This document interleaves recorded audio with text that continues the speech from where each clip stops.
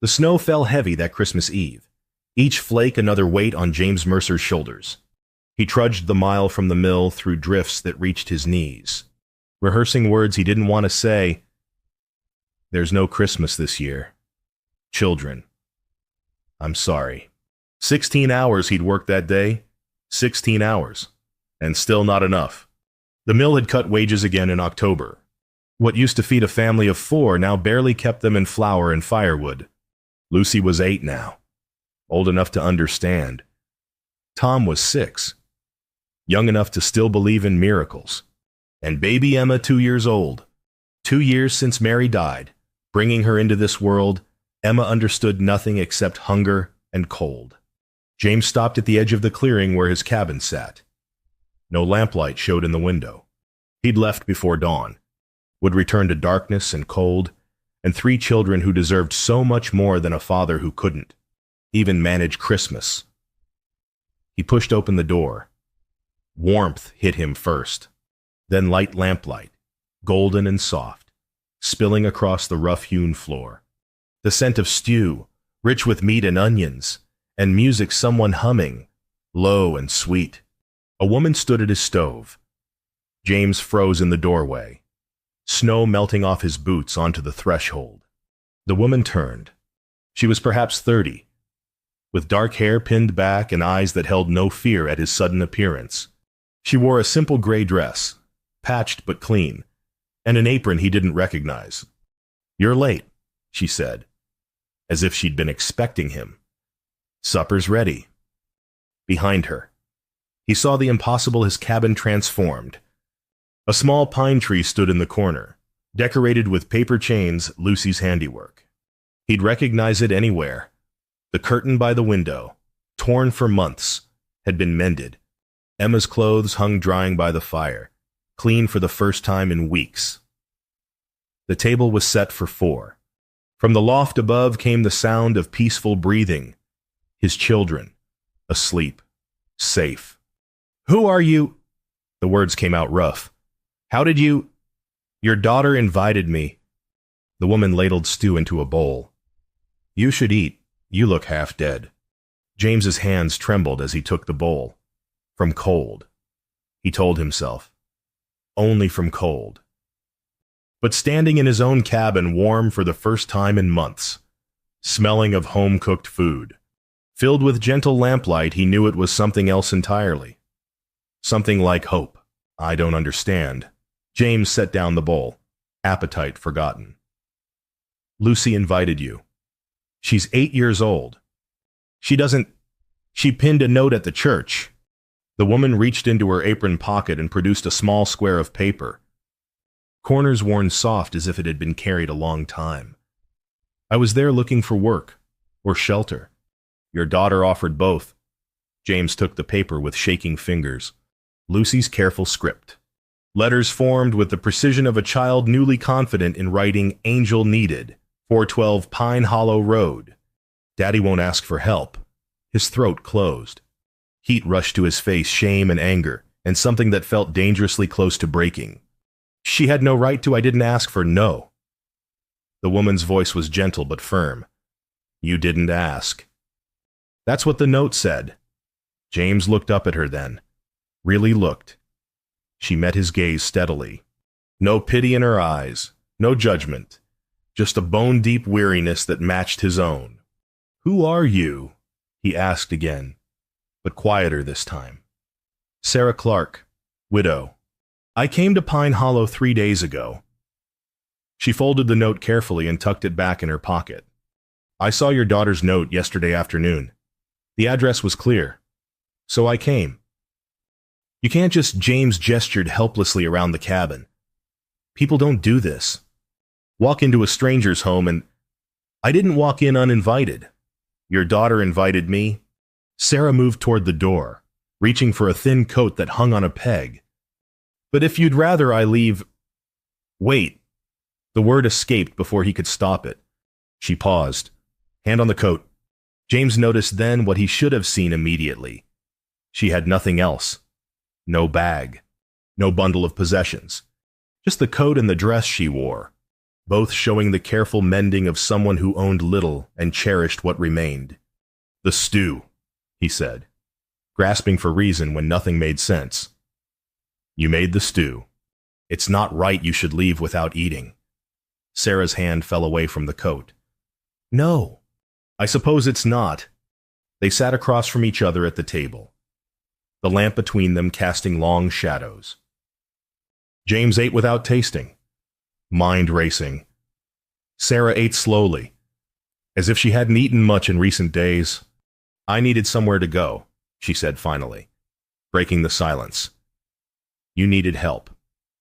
Sometimes things work out clean like that. From the loft above came a small voice. "See, I told you she'd come." Lucy. Not asleep after all. James heard Tom's sleepy reply.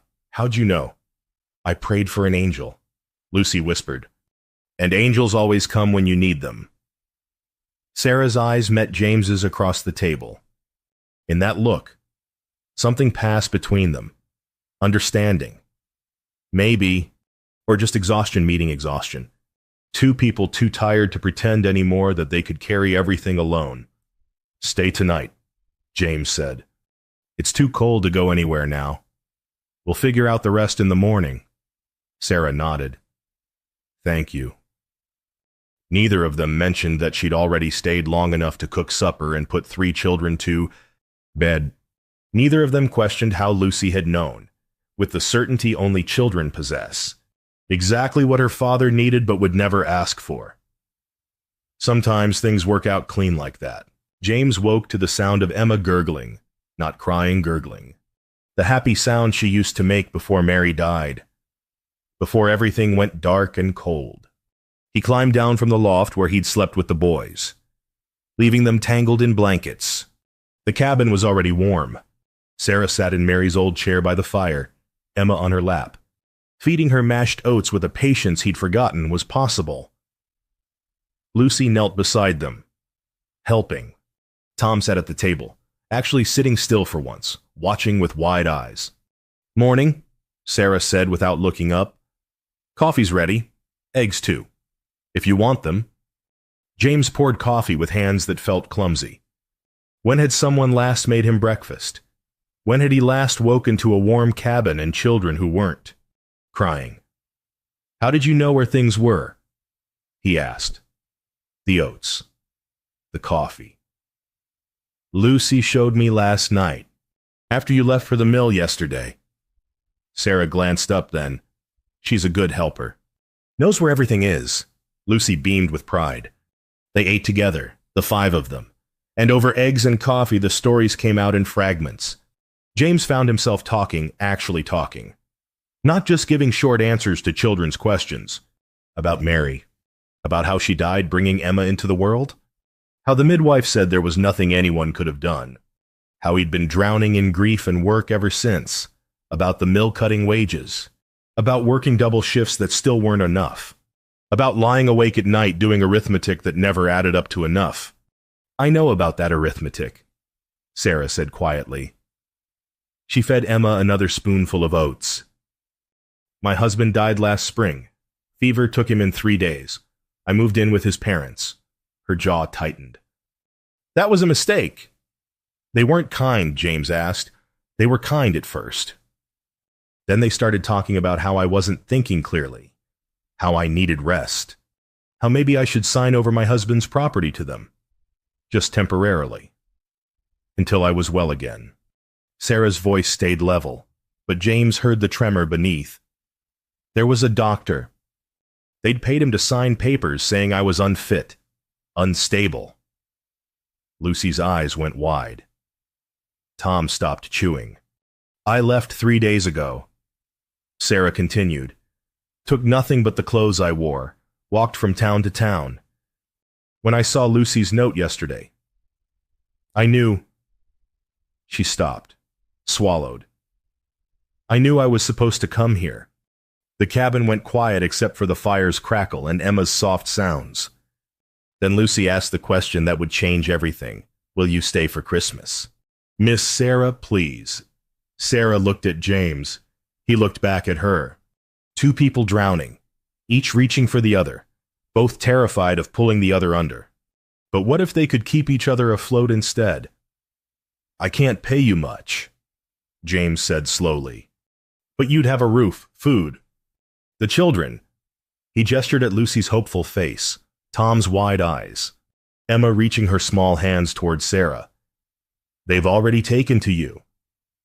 "I don't need much," Sarah said. "Just somewhere safe." "Then stay." The words felt like surrender and victory at once. At least through Christmas. Sarah's relief was visible, a tension leaving her shoulders he hadn't realized she carried. "Thank you." Outside. The first real snow of winter began to fall, heavy flakes, the kind that would last until spring. The kind that would either bury you or blanket you in warmth, depending on whether you faced it alone or together. James watched Sarah with his children and felt something shift in his chest. Not love, not yet. But the first thaw after a long, hard freeze. Maybe that was enough to start with. 3 days passed like a dream James was afraid to wake from. Sarah moved through the cabin with quiet efficiency, transforming it not through grand gestures but through presence.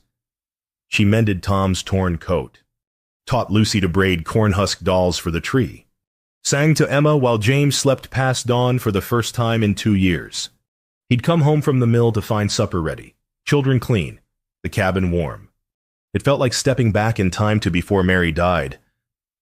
But it was different, too. Sarah wasn't Mary. She was sharper-edged, more guarded. She didn't fill silence with chatter. She worked with her hands and watched the world with careful eyes. The children orbited her like small planets drawn to the sun. Tom followed her everywhere, chattering about rocks and birds and the colt that had been born at the neighbor's farm. Sarah listened as if every word mattered. Lucy held her hand constantly, showing her everything, her collection of smooth stones, her drawings, the spot by the creek where the ice was thickest. And Emma, who'd been fussy and crying since birth, settled in Sarah's arms like she'd finally found home. James watched from doorways, from the edge of rooms, his heart caught between gratitude and terror. What happened when Christmas passed? What if Sarah left? What if she stayed? He hadn't let anyone close since Mary died. The thought of losing someone again made his chest tight, made it hard to breathe. On the third day, Mrs. Fletcher stopped by. James was mending fence posts when he saw her approaching, all sharp angles and sharper eyes. She was the wife of the mill owner's foreman, a woman who collected gossip like some people collected coins. "James Mercer." She didn't wait for greeting. "Heard you've taken in a woman." That proper, with 3 little ones and no wife. James straightened slowly, hammer in hand. "Mrs. Fletcher, people are talking. You know how it is." Her smile was thin. "A man in your position, you should be careful. Appearances matter." "Sarah Clark is helping with the children," James said evenly. "It's a proper arrangement." "Is it?" Mrs. Fletcher's gaze swept past him to the cabin, through the window. Sarah was visible, braiding Lucy's hair. Seems mighty domestic for a hired woman. After she left, James found Sarah at the window, staring out at the road with an expression he couldn't read. "You're afraid someone's coming for you," he said. Sarah didn't turn. "Yes." Your husband's family. They won't give up easy. They want that property. And they're not above using the law to get it." She hugged herself. Though the cabin was warm, men with money can make anyone believe anything. "You're safe here." "Am I?" She finally looked at him.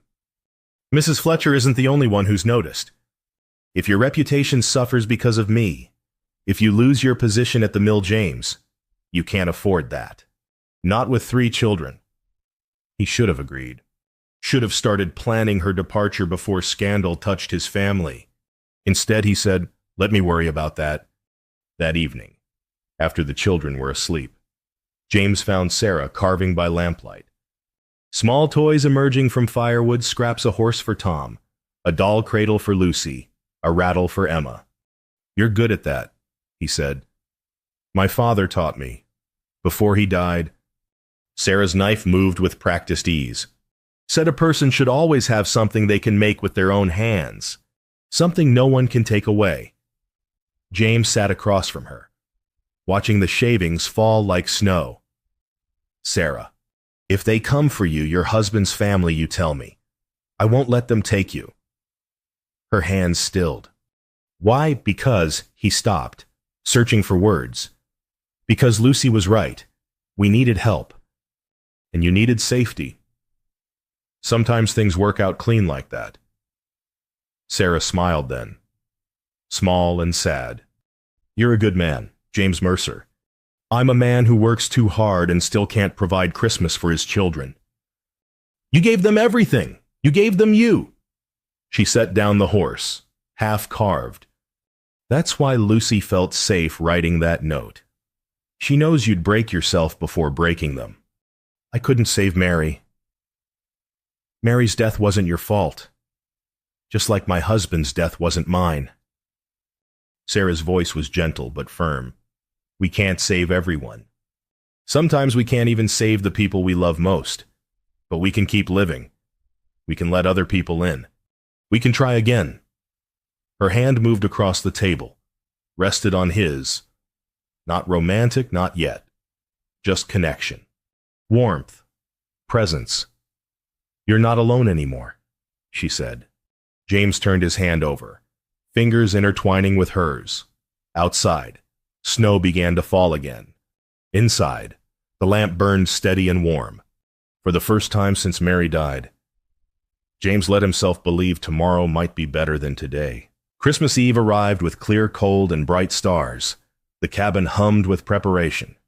Lucy strung paper chains while Tom brought in firewood, important with the task. Emma sat in a basket surrounded by corn-husk dolls, gurgling her approval of everything. Sarah had been up since before dawn. James found her in the kitchen corner, finishing the last toy, the rattle for Emma. She'd carved it from a single piece of pine, the handle wrapped in soft leather scraps. Where'd you learn that? He asked, watching her work. Necessity. Sarah tested the rattle, wood beads clicking softly inside. After my husband died, I sold carvings at market. His parents didn't like it. Said it made them look poor. Having a daughter-in-law peddling crafts like a common... She stopped. They had opinions about everything I did. James poured 2 cups of coffee, brought one to her. You don't have to talk about it. Maybe I want to... She accepted the cup, hands curling around its warmth. Maybe I'm tired of carrying it alone. So she told him. About her husband Thomas. Gentle and kind. About the fever that took him before she could even say goodbye. About his parents, who'd seemed grateful for her presence at first. Then slowly suffocating. How they'd wanted her to stop reading Too Much Thinking Isn't Good for a Widow. How they'd discouraged her friendships. How they'd brought in Dr. Preston with his cold eyes and colder pronouncements. Melancholia, Sarah said bitterly. That's what he called it. Said I was suffering from nervous exhaustion and needed constant supervision. They had papers drawn up. If I'd stayed another week, they'd have had me committed. So you ran. With nothing. Because if I'd packed a bag, they'd have known. I walked out like I was going to church and just kept walking. She looked down at the rattle in her hands. I was afraid to have children, you know. With Thomas. Kept delaying. I thought we had time. And now I know we never have as much time as we think. Sarah glanced toward the main room where Lucy and Tom were laughing over something. These past days, with your children, I thought I'd missed my chance at family. But maybe family isn't always what we plan. Maybe it's what finds us when we stop running. James set down his cup. Sarah, I was afraid to have children too. After Lucy, after we saw how hard it was, how much it cost, I told Mary no more. She wanted more. I was too scared. Then Emma came anyway. And Mary, his voice cracked. I love them so much it terrifies me. Every day I wake up afraid I'll fail them. You haven't failed them. You work yourself to bone for them. But I couldn't give them Christmas. I couldn't even. Sarah's hand covered his on the table. Her touch was warm, solid, real. James Mercer, listen to me. You gave them everything that matters. You gave them love and safety and a father who shows up every single day no matter how tired he is. That's not failure. That's heroism. The words broke something open in him. Or maybe they stitched something closed. He couldn't tell which. I'm falling in love with you, he said. The words escaped before he could cage them. I don't know when it started. Maybe when I walked through that door and saw you at the stove. Maybe when you showed me Lucy's note. Maybe when you fed Emma this morning and she laughed, really laughed for the first time in months. I'm falling in love with you and I'm terrified. Sarah didn't pull away. I'm terrified too. I thought after Thomas died that I'd never feel this way again. Never want to. It's easier to be alone. Safer. Is it? No. She smiled, tears brightening her eyes. It's colder, though. They sat like that, hands clasped across the table, while lamplight painted gold on the rough cabin walls.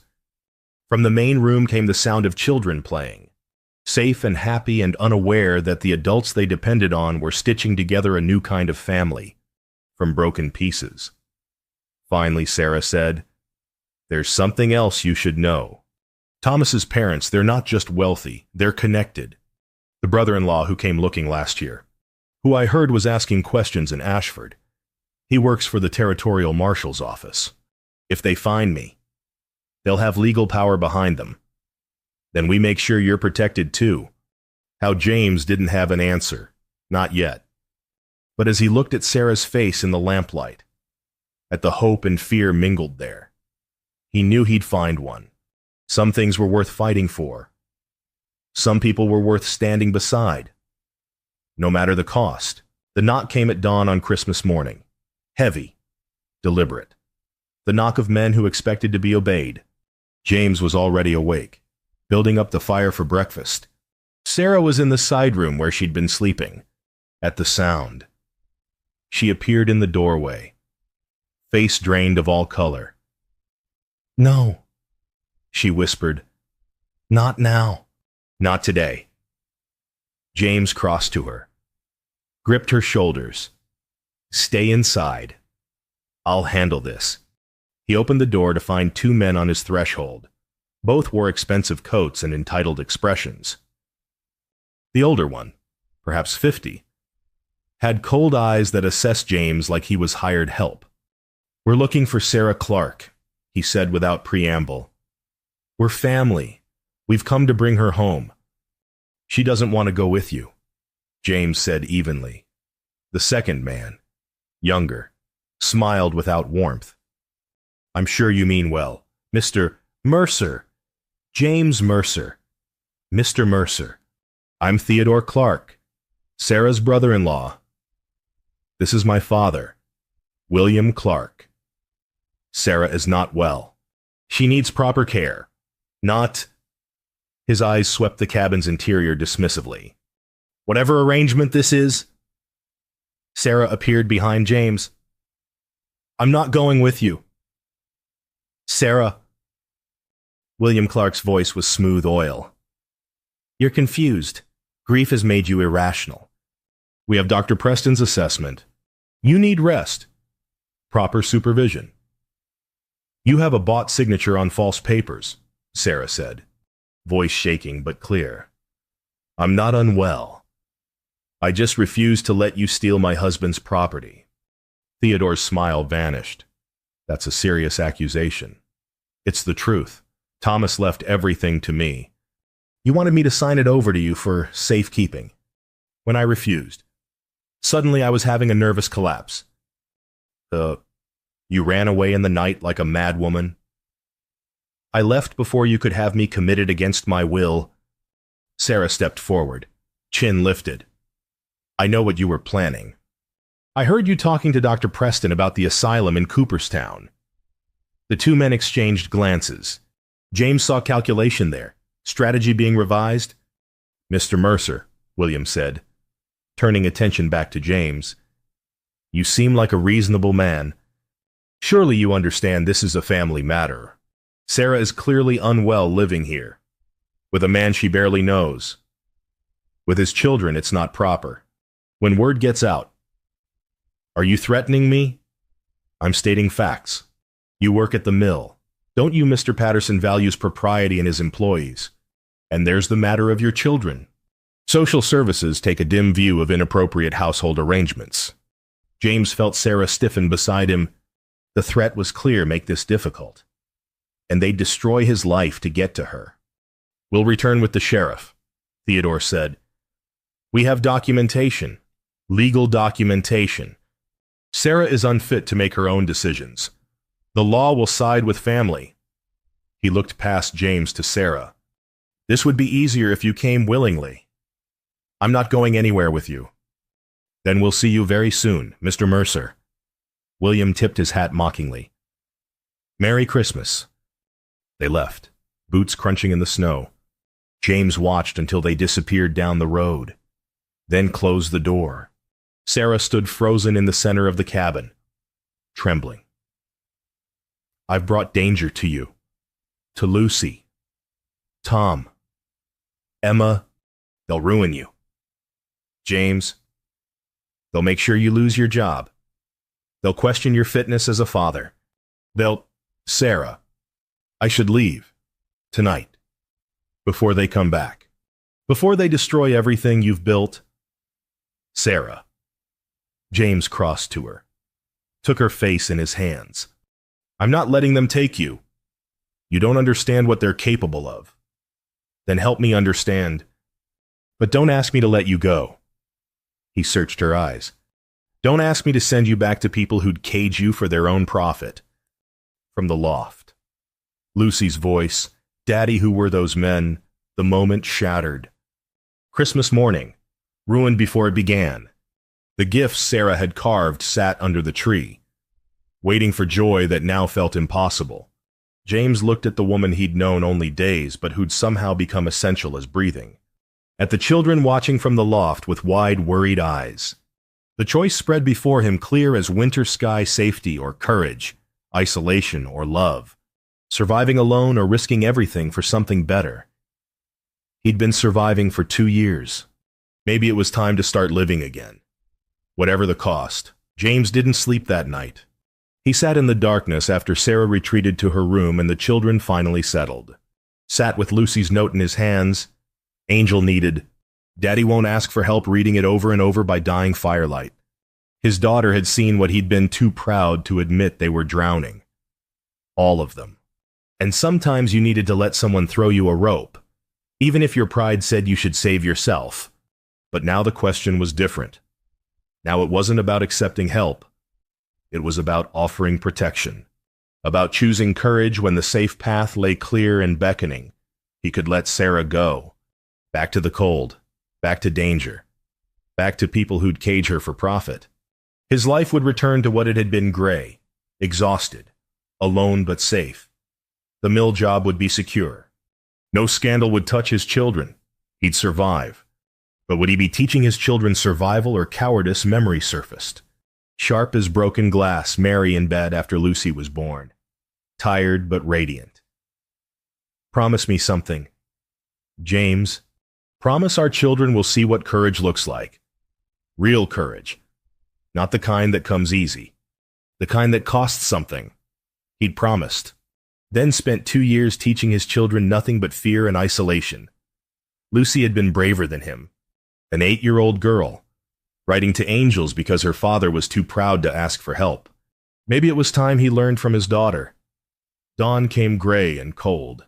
James built up the fire, made coffee, then woke the children. Tom and Lucy came down, rubbing their eyes. Emma fussed in her cradle until Lucy picked her up. Sit down, James said. We need to talk about Miss Sarah. 3 pairs of eyes fixed on him. Waiting, trusting. Those men yesterday, they're Miss Sarah's family, or they were her husband's family. They want to take her away from here. Why? Tom asked. Is she bad? No, she's good.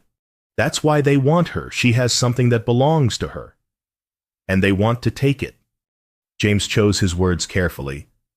If she stays here with us, those men might say unkind things about our family. They might make trouble. My job at the mill could be at risk. People in town might gossip. Lucy's jaw set in a way that reminded him painfully of Mary. So they're bullies? Yes. Rich bullies with lawyers and papers and power? And you're going to let them win?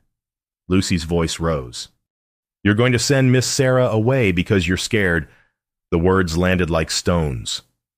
James absorbed them, deserved them. I'm not sending her anywhere, he said quietly. I'm asking you, all of you, if you're willing to fight for her. Because it won't be easy. There might be consequences. But Miss Sarah is family now. And we don't abandon family just because standing by them is hard. Angels don't leave, Lucy said fiercely. We prayed for her. God sent her. We keep her. Tom nodded solemnly. We protect her like she protected us. Even Emma seemed to understand, reaching her small hands toward the door where Sarah's room lay. James felt something unlock in his chest, relief, purpose, the first clear breath after drowning. Then we stand together, he said, all of us. Sarah appeared in the doorway then, eyes red from crying. She'd heard everything. James stood, crossed to her. I can't offer you much. Sarah Clark. I'm a mill worker with 3 children and a leaky roof. I can't compete with wealthy in-laws or bought doctors or legal papers, but I can offer you belonging. I can offer you family. I can offer you a man who'll stand between you and anyone who tries to hurt you. For as long as I'm breathing. James, if you'll stay, we'll face whatever comes, together. Not because it's easy or safe, but because it's right. Because you matter. Because he took her hands. Because we choose you. All of us. We choose you. Sarah's tears fell freely now, but she was smiling. I was afraid to have children, afraid to have family, afraid I'd lost my chance. You haven't lost anything. You found us. Or we found you. Same difference. I choose you too, she whispered. I choose this family, all of you. Lucy launched herself at both of them, arms wrapping around their waists. Tom followed. Emma squealed from her cradle, not wanting to be left out. Outside. The Christmas snow had stopped. Dawn broke clear and bright, light streaming through the windows like blessing. They'd face the wolves at the door. They'd fight the legal battles. They'd weather whatever storm came. But they'd do it together. This family forged from broken pieces and desperate prayers and one little girl's faith that angels were real. Sometimes courage looked like standing your ground when every instinct said to run. Sometimes love meant choosing risk over safety. Sometimes the best Christmas gift was simply deciding not to face the darkness alone.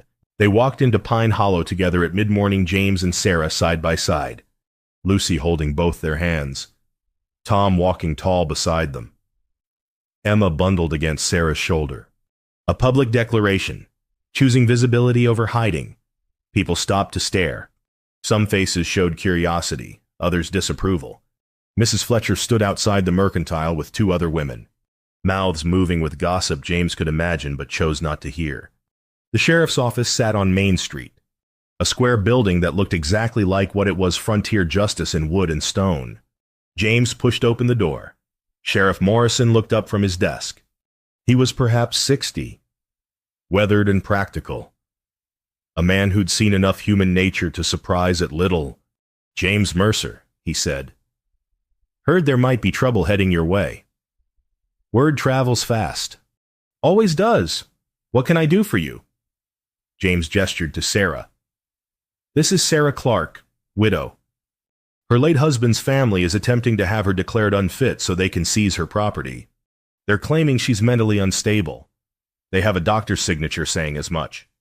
Morrison's eyes sharpened. And is she unstable? Does she look unstable to you? The sheriff studied Sarah. She met his gaze steadily. Emma comfortable in her arms. No fear or madness in her expression. Just quiet determination. No. Morrison said finally. She looks like a woman who's had a hard time but kept her head. They'll come with papers, Sarah said. Her voice was clear and level. Legal papers claiming I need to be in their custody. But those papers are based on lies. Dr. Preston was paid to sign them. I have proof. She produced letters from her dress pocket carefully preserved despite her flight, despite having nothing else. James hadn't known she'd kept them. The letters detailed the Clark family's plans, their threats, their intentions, evidence of fraud. Morrison read slowly, expression darkening. These are serious accusations, Mrs. Clark. I know, but they're true. I'm not mentally ill. I'm not a danger to myself or anyone else. I'm simply a woman who refused to be robbed. Sarah's hands tightened on Emma. And I'm asking for the law's protection. Not from my own choices, but from people trying to take my choices away. The sheriff looked at James. You're willing to vouch for her. I am. She's been living at my property as housekeeper and caregiver to my children. It's a proper arrangement. And even if it wasn't, she's an adult woman with a sound mind. She has the right to decide where she lives and who she lives with. The Clarks are wealthy men, connected. They could make trouble. They already have. James said, That's why we're here. Morrison leaned back in his chair, studying them both. Then he did something unexpected. He smiled. You know what I see? I see a man brave enough to stand up for what's right, even when it costs something. I see a woman who ran for her freedom with nothing but the clothes on her back. And I see that little girl, he nodded to Lucy, who pinned a note at the church asking for angels. His smile widened. My wife told me about that note, said she'd been praying someone would answer it. You knew, Lucy asked. Eyes wide. Small town. Child. People notice things. People pray. Morrison picked up the letters Sarah had given him. I'll make a record of these. When the Clarks come, and they will come, I'll let them know.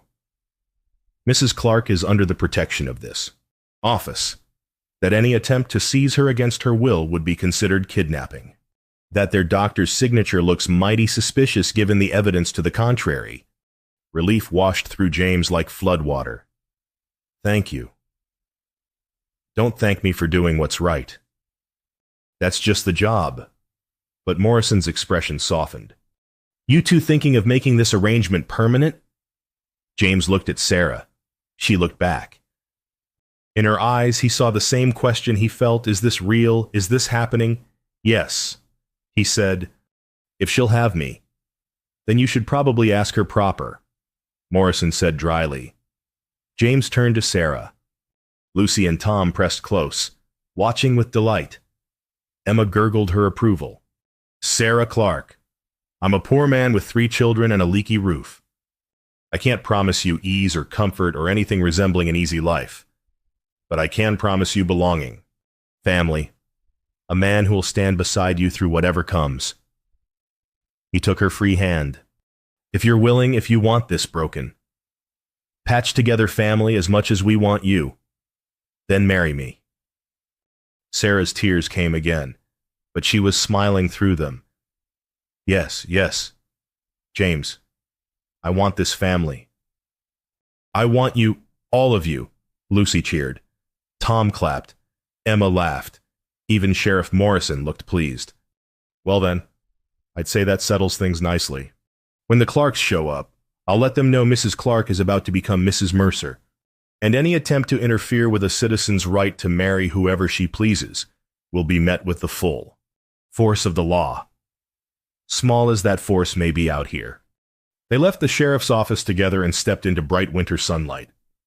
People still stared, but James found he didn't care. Let them stare. Let them gossip. His family was whole. His heart was full. for the first time in 2 years. He wasn't just surviving, he was living. By afternoon, word had spread through Pine Hollow like wildfire. James Mercer and the widow Clark were getting married. The responses ranged from scandalized disapproval to delighted support. The pastor's wife brought a basket of food. "We saw your daughter's note," she said. Eyes kind. "We've been praying." The mill foreman's daughter stopped Sarah on the street. "My mother stayed with us after my father died. Family is who shows up, not who shares blood. Pay no mind to the gossips." Even some of James's co-workers at the mill expressed quiet approval. Not everyone, Mrs. Fletcher still sniffed her disapproval, but enough to matter. When Theodore and William Clark returned that evening with bluster and threats, Sheriff Morrison met them at his office door.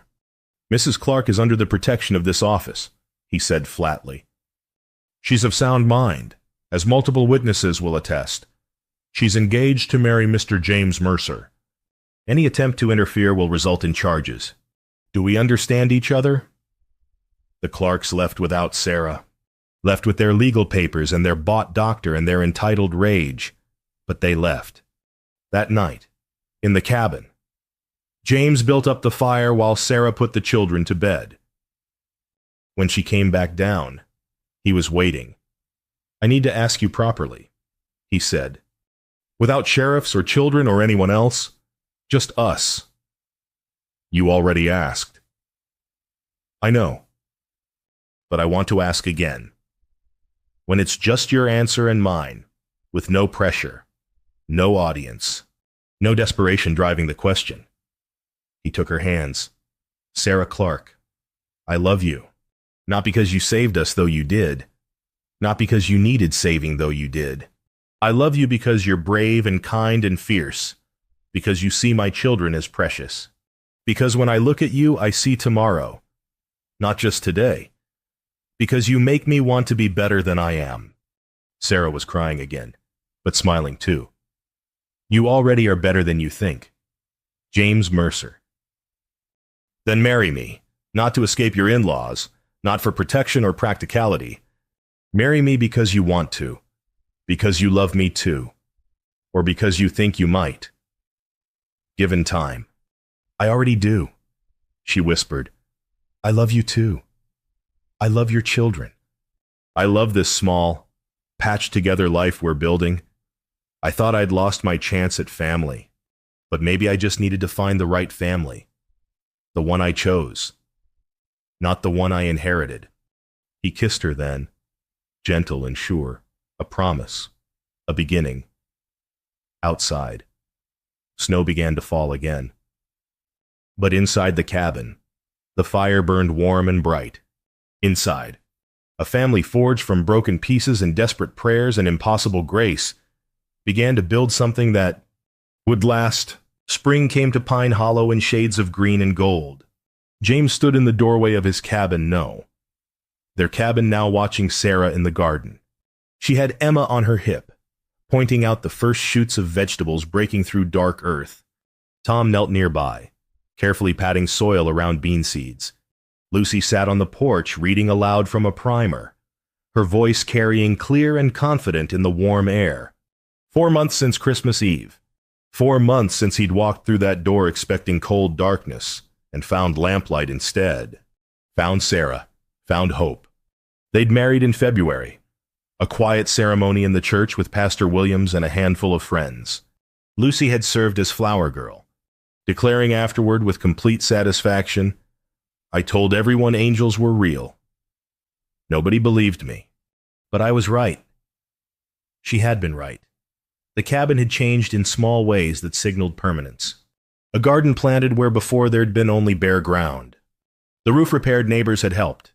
Men who'd initially been skeptical, but warmed when they saw the family was real. The love genuine. Flower sack curtains in the windows, cheerful and bright. Tom's carved horse sat on the mantel. Lucy's corn-husk dolls decorated the tree that still stood in the corner. They'd kept it up through winter, unwilling to let go of the magic that had begun on Christmas Eve. Sarah had started teaching reading to minors' children twice a week, earning small income that helped, not that they needed much, James still worked hard. But he came home now to warmth, to laughter, to a partner who shared the load instead of carrying it alone. The children had blossomed like spring flowers.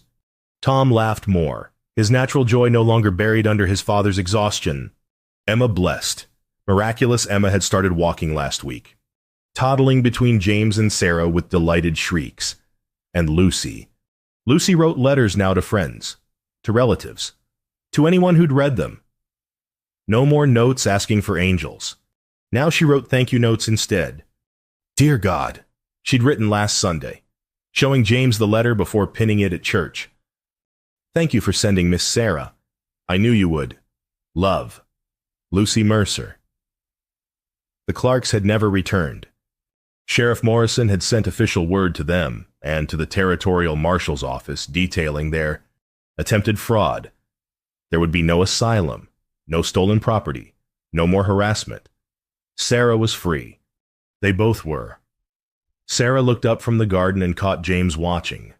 She smiled that smile he'd come to know and love, the one that lit her entire face. He smiled back, heart full to bursting.